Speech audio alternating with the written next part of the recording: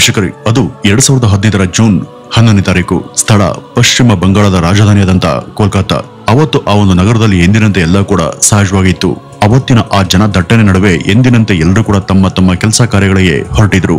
ಹೀಗಿರುವಾಗ ಆ ಒಂದು ಟ್ರಾಫಿಕ್ ನಿಂದ ಕೊಂಚ ದೂರದಲ್ಲಿ ಒಂದು ಐಫೈ ಏರಿಯಾ ಇತ್ತು. ಅಲ್ಲಿ ಬಹುತೇಕರು ಶ್ರೀಮಂತರಿ ವಾಸ ಇದ್ರು. ಇಂಥ ಒಂದು ಏರಿಯಾದಲ್ಲಿ ಇದ್ದಂತ ಒಂದು ಭವ್ಯವಾದಂತ ಮನೆಯ ಯಾವುದೋ ಒಂದು ಕೋಣೆ ಕಿಟಕಿಯಿಂದ ಅಸಹಜವಾಗಿ ಹೊಗೆ ಬರೋದಕ್ಕೆ ಶುರುವಾಗಿತ್ತು. ಅದು ಬಿಸಿ ಏರಿಯಾ ಆಗಿರೋದ್ರಿಂದ ಸಾಮಾನ್ಯವಾಗಿ ಬೆಳಗಿನ ಹೊತ್ತಲ್ಲಿ ಪ್ರತಿಯೊಬ್ರು ಕೂಡ ಅಡಿಗೆ ಕೆಲಸದಲ್ಲಿ ತೊಡಗಿರೋದ್ರಿಂದ ಎಲ್ಲರ ಮನೆ ಕಿಚನ್ ಕಿಟಕಿಗಳ ಮೂಲಕ ಹೊಗೆ ಬರೋದು ಕಾಮನ್ ಆಗಿತ್ತು.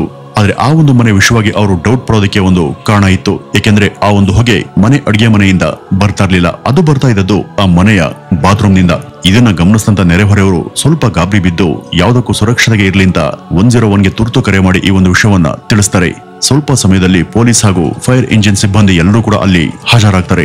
ಅವರು ಅಲ್ಲಿದ್ದಂತ ಜನರ ಗುಂಪನ್ನ ಕ್ಲಿಯರ್ ಮಾಡಿ ಆ ಬಿಲ್ಡಿಂಗ್ ನ ಒಳ ಹೋದಾಗ ಅದು ಆ ಮನೆ 2ನೇ ಅಂತಸ್ತಿನ ಯಾವುದೋ ಕಟ್ಟಡದ ಬಾತ್ರೂಮ್ ನಿಂದ ಬರ್ತಾ ಇದೆ ಅನ್ನೋದವ್ರಿಗೆ ಗೊತ್ತಾಯ್ತು. ಅವರು ಆ ಕಟ್ಟಡದ ಬಾಗಿಲ ಮುಂದೆ ನಿಂತು ಅದನ್ನ ಜೋರಾಗಿ ಬಡಿಯೋದಕ್ಕೆ ಶುರು ಮಾಡ್ತಾರೆ ಹಾಗೂ ಒಳಗಡೆ ಯಾರಾದ್ರೂ ಇದ್ದಾರಂತ ಕೂಗನ್ನ ಹಾಕ್ತಾರೆ. ಆದ್ರೆ ಒಳಗಿಂದ ಅವ್ರಿಗೆ ಯಾವುದೇ ರೆಸ್ಪಾನ್ಸ್ ಬರೋದಿಲ್ಲ. ಮೆಲ್ಲನೆ ಕಿವಿಗೊಟ್ಟು ಆಲಿಸಿದಾಗ ಒಳಗಿಂದ ನಿಧಾನವಾಗಿ ಯಾರೋ ಹೋಗುತ್ತಿರುವಂತೆ ಅಥವಾ ಒಂದು ವಿಧದ ಹಮ್ಮಿಂಗ್ ಸದ್ದನ್ನ ಮಾಡ್ತಿರುವಂತೆ ಭಾಸವಾಗುತ್ತೆ. ಆದ್ರೆ ಪೊಲೀಸರು ಎಷ್ಟು ಹೊತ್ತು ಅಲ್ಲಿ ನಿಂತು ಕೂಗಿದ್ರು ಕೂಡ ಯಾರೊಬ್ರು ಬಾಗ್ಲನ್ನ ತೆಗಿಲಿಲ್ಲ ಹಾಗೂ ಯಾವುದೇ ರೀತಿಯ ಪ್ರತಿಕ್ರಿಯೆಯನ್ನ ಕೊಡ್ಲಿಲ್ಲ. ಕ್ಷಣ ಕ್ಷಣಕ್ಕೂ ಹೊಗೆ ದಟ್ಟವಾಗಿ ಎಲ್ಲಾ ಕಡೆ ಆವರಿಸ್ತಾ ಇತ್ತು.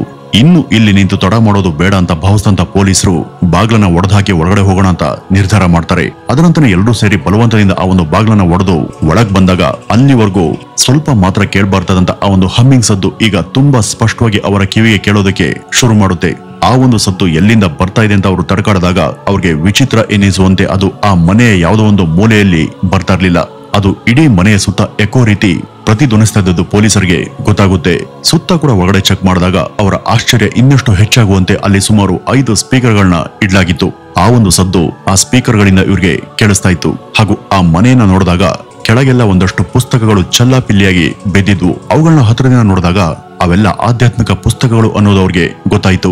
ಅವು ಅಲ್ಲೆಲ್ಲ ನೂರಾರು ಸಂಖ್ಯೆಯಲ್ಲಿ ಎಲ್ಲಂದರಲ್ಲಿ ಬಿದ್ದಿದ್ವು. ಪೊಲೀಸರಿಗೆ ಅದೆಲ್ಲ ಏನು ಅಂತ ಅರ್ಥ ಆಗ್ಲಿಲ್ಲ. ಅವರು ಅದೇ ಒಂದು ಆಶ್ಚರ್ಯದಿಂದ ಹೊಗೆ ಬರ್ತಾ ಇದ್ದಂತ ಕೋಣೆಯ ಕಡೆಗೆ ಲಘು ಬಗೆಯಿಂದ ಹೋಗ್ತಾರೆ. ಅಲ್ಲಿ ಹೋಗಿ ಅದರ ಡೋರ್ ಅನ್ನ ಓಪನ್ ಮಾಡಿ ನೋಡಿದಾಗ ಅವರೆಲ್ಲ ದಿಕ್ಕಾಪಾಲಾಗುವಂತ ಒಂದು ಭೀಕರವಾದಂತ ದೃಶ್ಯಕ್ಕೆ ಅವರೆಲ್ಲ ಸಾಕ್ಷಿ ಆಗ್ತಾರೆ. ಆ ಒಂದು ಹೊಗೆ ಬಾತ್ರೂಮಿನ ಬಾತ್ ಟಬ್ ನಿಂದ ಬರ್ತಿತ್ತು. ಅಷ್ಟೇ ಅಲ್ಲ, ಅದರೊಳಗೆ ಒಬ್ಬ ವ್ಯಕ್ತಿಯ ದೇಹವನ್ನ ಇಡಿಯಾಗಿ ಬೆಂಕಿಯಿಂದ ಸುಡಲಾಗಿತ್ತು. ಬೆಂಕಿಯಲ್ಲಿ ಬೇಯ್ತಿದ್ದಂತ ಆ ದೇಹದಿಂದ ಹೊಗೆ ಎಲ್ಲಾ ಕಡೆ ಆವರಿಸಿಕೊಂಡಿತ್ತು. ಈ ಒಂದು ದೃಶ್ಯ ಗಮನಿಸಿದಂತ ಪೊಲೀಸರೇ ಒಂದು ಕ್ಷಣ ಸ್ತಂಭೀಭೂತರಾಗ್ತಾರೆ. ಅಲ್ಲಿದ್ದಂತ ಆ ದೇಹ ಯಾರದ್ದು, ಅದನ್ನ ಅಲ್ಲಿ ತಂದು ಹಾಕಿದ್ದು ಯಾರು, ಮತ್ತೆ ಬೆಂಕಿ ಹಚ್ಚಿದ್ಯಾರು, ಇದೇನ್ ಕೊಲೆನ ಅಥವಾ ಅವರೇ ತಮ್ಮ ಪ್ರಾಣವನ್ನ ಕಳೆದುಕೊಂಡ್ರ?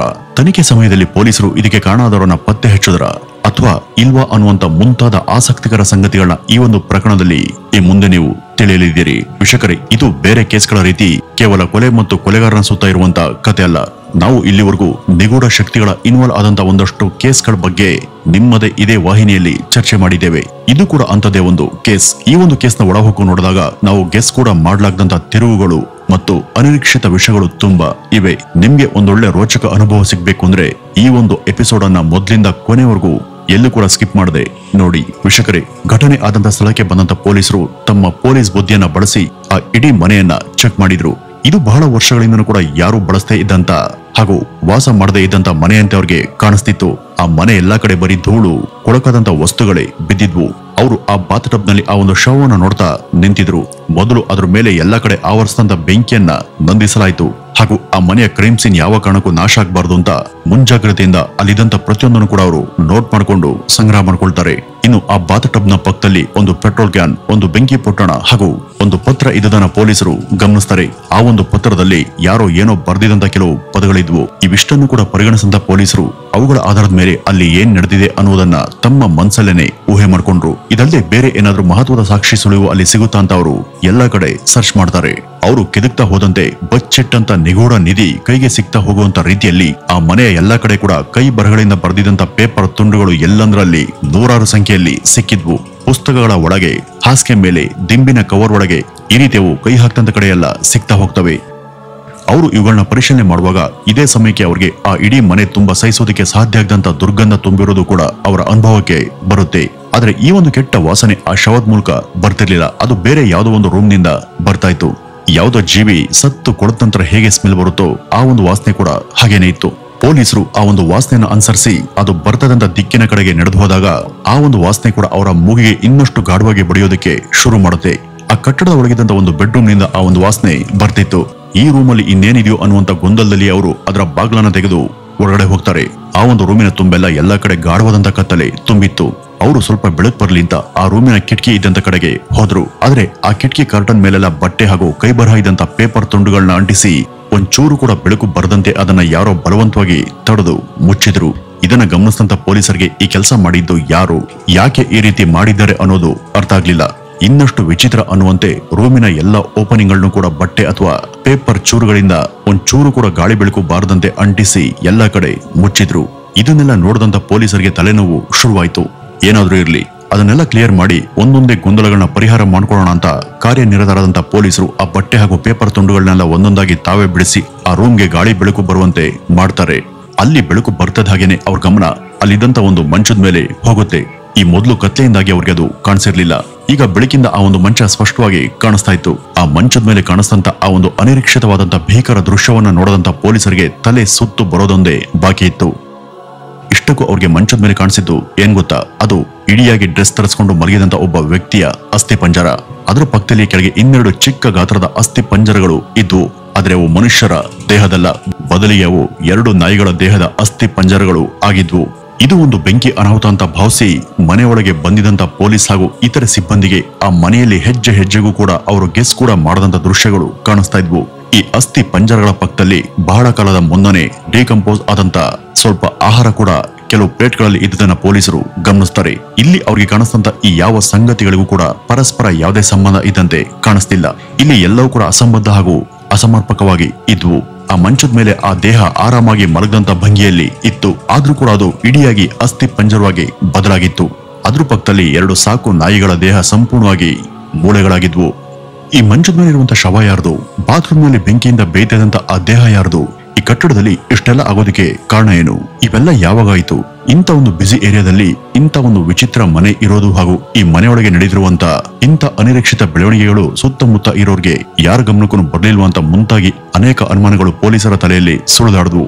ಇದ್ಯಾಕೋ ನಮ್ಮ ಇಲಾಖೆಗೆ ದೊಡ್ಡ ಸವಾಲಿನ ಪ್ರಕರಣದಂತೆ ಪರಿಣಮಿಸಲಿದೆ ಅಂತ ಅಂದ್ಕೊಂಡಂತ ಅವರು ಯಾವುದಕ್ಕೂ ವಿಚಲಿತರಾಗದೆ ಆ ಇಡೀ ಮನೆಯನ್ನ ಇನ್ನೊಮ್ಮೆ ಸರ್ಚ್ ಮಾಡಿ ಇಲ್ಲಿ ಸಿಗುವಂತ ಪ್ರತಿಯೊಂದು ಸಾಕ್ಷಿಯನ್ನು ಕೂಡ ಜೋಪಾನವಾಗಿ ಕಲೆ ಹಾಕೋದಕ್ಕೆ ಶುರು ಮಾಡ್ತಾರೆ. ಆದ್ರೆ ವೀಕ್ಷಕರೇ, ಈ ಮನೆಯಲ್ಲಿ ಅವ್ರಿಗೆ ಇನ್ನೂ ಕೂಡ ಬೇಕಾದಷ್ಟು ಅಚ್ಚರಿಗಳು ಹಾಗೂ ನಿಗೂಢ ಸಂಗತಿಗಳು ಅವ್ರಿಗಾಗಿ ಕಾದಿದ್ವು. ಅವರು ಆ ಮನೆಯಲ್ಲಿ ಬೇರೆ ಏನಾದರೂ ಸುಳಿವು ಸಿಗುತ್ತಾ ಅಂತ ಹುಡುಕಾಡ್ತಿರುವಾಗ ಅವರ ಜೀವನೇ ಬಾಯಿಗೆ ಬರುವಂತೆ ಅದೇ ಮನೆಯ ಇನ್ನೊಂದು ಮೂಲೆಯಲ್ಲಿ ಯಾರೋ ಏನೋ ಸದ್ದನ್ನ ಮಾಡ್ತಿರುವಂತ ಧ್ವನಿ ಸಡನ್ ಆಗಿ ಕೇಳ್ಬಂತು. ಅದು ಯಾರೋ ಬಾಗ್ಲನ್ನ ಬಡಿತಿರುವಂತ ಸದ್ದು. ಆ ಒಂದು ಧ್ವನಿಯನ್ನ ಗೆಸ್ ಮಾಡದಂತ ಪೊಲೀಸರು ಅದು ಕೇಳಿ ಬಂದ ತಕ್ಷಣ ನಿಂತಲ್ಲೇ ಬೆಚ್ಚಿ ಬಿದ್ದಿದ್ರು. ಇದ್ಯಾವುದಪ್ಪ ಸದ್ದು? ಈ ಮನೆಯೊಳಗೆ ಯಾರಾದ್ರೂ ಇದ್ದಾರ ಅನ್ನುವಂತ ಮರಣ ಭಯದಿಂದನೇ ಆ ಸದ್ದು ಬಂದ ಕಡೆ ಪೊಲೀಸರು ಒಟ್ಟಿಗೆ ನಡೆದುಕೊಂಡು ಹೋಗ್ತಾರೆ. ಅಲ್ಲೊಂದು ರೂಮಿನ ಬಾಗ್ಲನ್ನ ತೆಗೆದು ನೋಡಿದಾಗ ಅವರ ಎದೆ ಜಲ್ ಎನ್ನುವಂತ ಇನ್ನೊಂದು ಅನಿರೀಕ್ಷಿತ ಹಾಗೂ ಹೆದರಿಕೆ ಹುಟ್ಟಿಸುವಂತ ಜೀವಂತ ದೃಶ್ಯವೊಂದು ಅಲ್ಲಿ ಕಾಣಿಸಿತ್ತು. ಆ ರೂಮಲ್ಲಿ ಯಾವನೋ ಒಬ್ಬ ವ್ಯಕ್ತಿ ಗೋಡೆ ಕಡೆ ಮುಖವನ್ನ ಮಾಡಿ ನಿಂತು ಹುಚ್ಚನ ರೀತಿ ಅಥವಾ ಸೈಕೋ ರೀತಿ ತನ್ನ ಹಣೆಯನ್ನ ಗೋಡೆಗೆ ಡಿಕ್ಕಿ ಹೊಡಿತಾ ನಿಂತಿದ್ದ. ಆ ಒಂದು ಕ್ಷಣ ಆ ನಿಗೂಢ ವ್ಯಕ್ತಿಯನ್ನ ಹಿಂದಿನಿಂದ ಗಮನಿಸಿದಂತ ಪೊಲೀಸರಿಗೆ ಅವನ ಹತ್ರ ಹೋಗೋದಿಕ್ಕೆ ಹೆದರಿಕೆ ಉಂಟಾಗಿತ್ತು. ಆದ್ರೂ ಕೂಡ ಅವರು ತಮ್ಮ ಡ್ಯೂಟಿಯನ್ನ ಮರಿದೆ ಅವರು ಅವನನ್ನ ಕಂಡ ತಕ್ಷಣ ಅವನನ್ನ ಮುಖ್ಯ ಸಸ್ಪೆಕ್ಟ್ ಅನ್ನುವಂತ ಅನುಮಾನದ ಅಡಿಯಲ್ಲಿ ಅರೆಸ್ಟ್ ಮಾಡಿ ತಮ್ಮ ವಶಕ್ಕೆ ಪಡಿತಾರೆ. ಆ ವ್ಯಕ್ತಿ ಬಹಳ ವಿಚಿತ್ರವಾಗಿದ್ದ. ತುಂಬಾ ಕೊಳಕಾದಂತ ಬಟ್ಟೆಯನ್ನ ಧರಿಸಿದ್ದ. ಅವನ ಉಗುರುಗಳೆಲ್ಲ ಉದ್ದುದ್ದ ಬೆಳೆದು ಅದರಲ್ಲಿ ಕಪ್ಪು ಬಣ್ಣದ ಗಲೀಜು ಸಾಕಷ್ಟು ತುಂಬಿಕೊಂಡಿತ್ತು ಹಾಗೂ ಅವನ ಇಡೀ ದೇಹ ಕೊಳೆತ ಶವಗಳು ದುರ್ನಾತ ಬರುವಂತೆ ಗಬ್ಬು ವಾಸನೆಯಿಂದ ಕೂಡಿತ್ತು. ಇವನನ್ನ ವಶಕ್ಕೆ ಪಡೆದಂತ ಪೊಲೀಸರು ತಮ್ಮದೇ ಶೈಲಿಯಲ್ಲಿ ಅವನನ್ನ ವಿಚಾರಣೆ ಮಾಡ್ತಾರೆ. ಅವನನ್ನ ವಿಚಾರಣೆ ಮಾಡುವಂತ ಮೊದಲೇ ಆ ಮನೆಯಲ್ಲಿ ಇನ್ನಷ್ಟು ಮುಖ್ಯ ಸಾಕ್ಷಿಗಳು ಅವರಿಗೆ ಸಿಕ್ಕಿದ್ವು. ಆ ಮನೆಯ ಒಂದು ಮೂಲೆಯಲ್ಲಿ ಒಂದು ಹಳೆಯ ಡೈರಿ ಇತ್ತು. ಆ ಡೈರಿಯಲ್ಲಿ ಸಾಕಷ್ಟು ಕೈ ಬರಹಗಳು ಹಾಗೂ ಇತರ ವಿವರಗಳು ಕೂಡ ದಾಖಲಾಗಿದ್ವು. ವೀಕ್ಷಕರೇ, ಪೊಲೀಸರ ತನಿಖೆಯಲ್ಲಿ ಅವರಿಗೆ ಸಿಕ್ಕಿದಂತ ಆ ಒಂದು ಡೈರಿ ತುಂಬಾ ಪ್ರಮುಖ ಪಾತ್ರವನ್ನ ವಹಿಸುತ್ತೆ. ಯಾಕೆಂದ್ರೆ ಆ ಮನೆಯಲ್ಲಿ ಅವರು ನೋಡಿದಂತ ಅನೇಕ ವಿಚಿತ್ರ ದೃಶ್ಯಾವಳಿಗಳಿಗೂ ಹಾಗೂ ಅವುಗಳಿಂದ ಅವರಿಗೆ ಉಂಟಾಗಿದ್ದಂತ ಅನೇಕ ಗೊಂದಲಗಳಿಗೂ ಉತ್ತರ ಅನ್ನುವಂತೆ ಆ ಡೈರಿಯ ತುಂಬಾ ಡೀಟೇಲ್ ಆದಂತ ವಿವರಣೆಗಳು ಸಿಕ್ಕಿದ್ವು. ಈ ಒಂದು ಡೈರಿಯಲ್ಲಿ ನಮೂದಾಗಿದ್ದಂತ ವಿಷಯಗಳನ್ನ ಆಧರಿಸಿಕೊಂಡೇ ಅವರು ಈ ಒಂದು ಕೇಸ್ ಭೇದಿಸುವಲ್ಲಿ ಮುಂದೆ ಯಶಸ್ವಿ ಕೂಡ ಆಗ್ತಾರೆ. ಹಾಗಾದ್ರೆ ಆ ಡೈರಿಯಲ್ಲಿ ದಾಖಲಾಗಿದ್ದಂತ ಆ ವಿವರಗಳು ಏನು? ಅವ್ರಿಗೆ ಸಿಕ್ತಂತ ಆ ಡೈರಿಯಲ್ಲಿ ಇದ್ದಂತ ವಿಷಯಗಳು ಈ ರೀತಿ ಇದ್ವು. ವೀಕ್ಷಕರೇ, ನಾವು ಈ ಇಡೀ ವಿಚಿತ್ರ ಪ್ರಕರಣದ ಬಗ್ಗೆ ತಿಳಿಬೇಕು ಅಂದ್ರೆ 1968 ಇಸ್ವಿಗೆ ಹೋಗ್ಬೇಕಾಗುತ್ತೆ. ಆ ಒಂದು ಸಮಯದಲ್ಲಿ ಅರವಿಂದ್ ಹಾಗೂ ಆರತಿ ಎಂಬ ದಂಪತಿ ಬೆಂಗಳೂರಲ್ಲಿ ವಾಸ ಇದ್ರು. ಆಗಷ್ಟೇ ಮದುವೆ ಆಗಿದಂತ ಅವರು ಬೆಂಗಳೂರಿನಲ್ಲಿ ತುಂಬಾ ಸಂತೋಷದಿಂದ ಒಟ್ಟಿಗೆ ಜೀವನ ಮಾಡ್ತಾ ಇದ್ರು. ಇವರ ಸಂತೋಷಕ್ಕೆ ಸಾಕ್ಷಿ ಅನ್ನುವಂತೆ ಇವರಿಬ್ಬರಿಗೂ ದೇವ್ಜಾನಿ ಹಾಗೂ ಪಾರ್ಥೋ ಅನ್ನುವಂತ ಮಕ್ಕಳು ಕೂಡ ಜನಿಸ್ತಾರೆ. ಎಲ್ಲಾ ತಾಯಂದ್ರು ಕೂಡ ಯೋಚಿಸುವಂತೆ ಆರ್ತಿ ಕೂಡ ತಮ್ಮ ಮಕ್ಕಳ ಕಾಳಜಿಯ ಬಗ್ಗೆ ವಿಶೇಷ ಅಕ್ಕರೆಯನ್ನ ಹೊಂದಿದ್ರು. ಈ ಕೆಟ್ಟ ಪ್ರಪಂಚದಲ್ಲಿ ಮುಂದೆ ತಮ್ಮ ಮಕ್ಕಳಿಗೆ ಯಾರಿಂದನೂ ಕೂಡ ಯಾವುದೇ ತರಹದ ಅಪಾಯ ಸಂಭವಿಸಬಾರದು ಅನ್ನುವಂತ ಕಾರಣದಿಂದ ಅವರು ಸಾಕಷ್ಟು ಜಾಗ್ರತೆ ಹಾಗೂ ಮುನ್ನೆಚ್ಚರಿಕೆಯಿಂದ ಮಕ್ಕಳನ್ನ ಬೆಳೆಸೋದಕ್ಕೆ ನಿರ್ಧಾರ ಮಾಡ್ತಾರೆ. ವೀಕ್ಷಕರೇ, ಸಾಮಾನ್ಯವಾಗಿ ನಾವೆಲ್ಲ ನಮ್ಮ ಮಕ್ಕಳಿಗೆ ಯಾರಾದ್ರೂ ಅಪರಿಚಿತರು ಕರೆದ್ರೆ ಹೋಗ್ಬಾರ್ದು, ಅವರು ಏನಾದ್ರೂ ತಿನ್ನೋದಕ್ಕೆ ಕೊಟ್ರೆ ತಗೊಳ್ಬಾರ್ದು ಅಂತೆಲ್ಲ ಹೇಳ್ಕೊಡ್ತೀವಿ. ಇದನ್ನ ನಾವು ಮಕ್ಕಳ ಹಿತ ದೃಷ್ಟಿಯಿಂದ ಹಾಗೂ ಅವರ ಸುರಕ್ಷತೆಯ ದೃಷ್ಟಿಕೋನದಿಂದ ಮಾಡ್ತೀವಿ. ಆದ್ರೆ ಆರ್ತಿ ಇದಕ್ಕಿಂತನೂ ಕೂಡ ಒಂದು ಹೆಜ್ಜೆ ಮುಂದೆ ಹೋಗಿ ತಮ್ಮ ಮಕ್ಕಳು ಅವರ ವಯಸ್ಸಿನ ಬೇರೆ ಯಾವುದೇ ಮಕ್ಕಳ ಜೊತೆ ಮಾತನಾಡಬಾರದು, ಆಟ ಆಡಬಾರದು, ಸೇರ್ಬಾರ್ದು ಅನ್ನುವಂತ ನಿಬಂಧನೆಯನ್ನ ಹೇರಿದ್ರು. ಇದರಿಂದ ಅವರು ಸಣ್ಣವರಿದ್ದಾಗಿಂದನೂ ತಮ್ಮ ತಂದೆ ತಾಯಿ ಹಾಕ್ತಂತ ಆ ಒಂದು ನಿಯಮದಂತೆಯೇ ಆ 4 ಗೋಡೆಗಳ ಮಧ್ಯ ಯಾರ ಜೊತೆ ಕೂಡ ಬೆರೆಯದೆ ಆ ಮಕ್ಕಳು ಒಂದ್ ರೀತಿ ಐಸೋಲೇಟೆಡ್ ಆಗಿ ಬೆಳೀತಾ ಹೋಗ್ತಾರೆ. ಬಹುಶಃ ಇಲ್ಲಿ ಅವ್ರ ತಾಯಿ ಹಾಕ್ತಂತ ಈ ಒಂದು ನಿಬಂಧನೆಗೆ ಮುಂದೆ ಆ ಕುಟುಂಬದಲ್ಲಿ ನಡೆದಂತ ಸಾಕಷ್ಟು ಎಡವಟ್ಟುಗಳಿಗೆ ಆರಂಭಿಕ ಕಾರಣ ಆಯ್ತೇನೋ ಅಂತ ಅನ್ಸುತ್ತೆ. ಇದೆಲ್ಲದರಿಂದ ಮುಂದೆ ಆಗಿದ್ದೇನಪ್ಪಾ ಅಂದ್ರೆ ತಾಯಿ ಹಾಕ್ತಂತ ಆ ಒಂದು ಗೆರೆಯನ್ನ ದಾಟದಂತ ಆ ಇಬ್ರು ಮಕ್ಕಳು ಪರಸ್ಪರ ಯಾರ ಜೊತೆ ಕೂಡ ಮಿಕ್ಸ್ ಆಗದೆ ತಮಗೆ ತಾವೇ ಅಥವಾ ತಮ್ಮಿಷ್ಟಕ್ಕೆ ತಾವೇ ಆ ಮನೆಯಲ್ಲಿ ಆಡ್ಕೊಂಡು ಬೆಳೆದ್ರು. ಅವರ ಮಗ ಆದಂತ ಪಾರ್ಥೋ ತನ್ನ ಅಕ್ಕನಿಂದಲೂ ಕೂಡ ಚಿಕ್ಕವನು. ಅವನು ಚಿಕ್ಕಂದಿನಿಂದಲೂ ಕೂಡ ಹಾಗೂ ತನಗೆ ಬುದ್ಧಿ ಬಂದಾಗಿಂದನೂ ಕೂಡ ತನ್ನ ಅಕ್ಕ ಜಾನಿಯನ್ನೇ ನೋಡ್ತಾ ಬೆಳೆದಿದ್ದ. ಇದರಿಂದ ಅವನು ಬೇರೆ ಹುಡುಗರ ರೀತಿ ಆಗದೆ ಅವನ ಹಾವ ಭಾವ, ನಡೆಯುವಂತ ಶೈಲಿ, ಮಾತಿನ ಶೈಲಿ ಇದೆಲ್ಲ ಕೂಡ ಅವನ ಅಕ್ಕನಂತಾನೆ ಬದಲಾಗಿತ್ತು. ಅಂದ್ರೆ ಅವನು ಹುಡುಗನಾಗಿ ಜನಿಸಿದ್ರು ಹೆಣ್ಣಿನ ಸ್ವಭಾವವನ್ನ ಮೈಗೂಡಿಸ್ಕೊಂಡು ಬೆಳೆದಿದ್ದ. ತನ್ನ ಅಕ್ಕ ಯಾವ ರೀತಿ ಮಾತನಾಡ್ತಾಳೆ, ಯಾವ ರೀತಿ ನಡೀತಾಳೆ, ಯಾವ ತರ ಓಡ್ತಾಳೆ, ಯಾವ ತರ ಡ್ರೆಸ್ ಅನ್ನ ಮಾಡ್ಕೊಳ್ತಾಳೆ ಇದೆಲ್ಲವನ್ನು ಕೂಡ ಆತ ನೋಡ್ತಾ ಬಂದಿದ್ದ. ಅವನು ತಾನು ಕೂಡ ಅದನ್ನೇ ಅನುಸರಿಸೋದಕ್ಕೆ ಶುರು ಮಾಡ್ದ. ಇದನ್ನು ಗಮನಿಸಿದಂತ ಅವನ ತಾಯಿ ಆರ್ತಿಗೆ ತನ್ನ ಮಗ ಏನಾದ್ರೂ ಸಲ್ಲಿಂಗಿ ಅಥವಾ ಪುರುಷತ್ವ ಇಲ್ಲದಂತ ವ್ಯಕ್ತಿಯಾಗಿ ಬೆಳೀತಾ ಇದ್ದಾನ ಅನ್ನುವಂತ ಅನುಮಾನ ಶುರುವಾಗಿತ್ತು. ಆದ್ರೆ ವಾಸ್ತವವಾಗಿ ಅಂತ ಯಾವುದೇ ದೈಹಿಕ ತೊಂದರೆ ಅವನಿಗೆ ಇರಲಿಲ್ಲ. ಆದ್ರೆ ಅವನ ತಾಯಿ ಆರ್ತಿಗೆ ಮಾತ್ರ ಇಂಥ ಒಂದು ಬಲವಾದಂತ ಅನುಮಾನ ಕಾಡೋದಕ್ಕೆ ಶುರು ಮಾಡಿತ್ತು.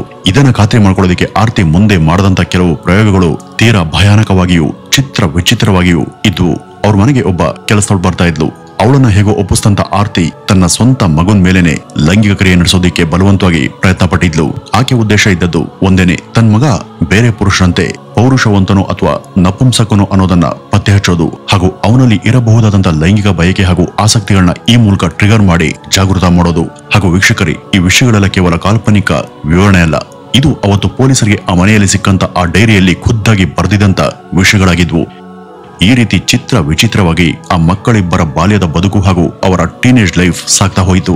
ಇಂಥ ಸಮಯದಲ್ಲಿ ಈ ಮಕ್ಕಳ ತಾತ ಒಬ್ಬರು ಸಾವನ್ನಪ್ತಾರೆ. ಅವ್ರಿಗೆ ಸ್ವತಂತ್ರ ಸಿಗುವಂತ ಮೊದಲೇ ಅಂದ್ರೆ ಸುಮಾರು 1930ರ ಹೊತ್ತಿಗೆ ಬ್ರಿಟಿಷ್ ಸರ್ಕಾರದಿಂದ ಒಂದು ಮನೆ ಕೂಡ ಸಿಕ್ಕಿತ್ತು.